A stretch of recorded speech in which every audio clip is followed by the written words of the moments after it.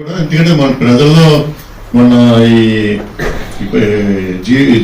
GST పెంచిన దాని మీద తగ్గించిన దాని మీద ప్రజల్లోకి వెళ్ళడం అంతకుముందు కూడా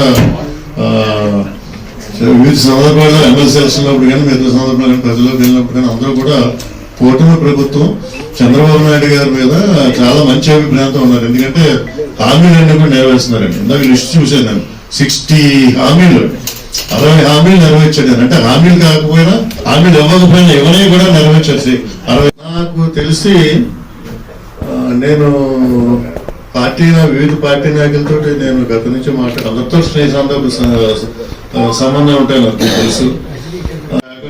దుర్గేష్ కానీ అటు ఎంపీ గారు కానీ అందరూ కూడా క్యాండిడేట్లు తెలుగుదేశం క్యాండిడేట్ ఉంటారని చెప్పి అన్నారు. తర్వాత మిగతా విషయాల్లో ఉంటే ఆటోమేటిక్గా తేలుతాయండి.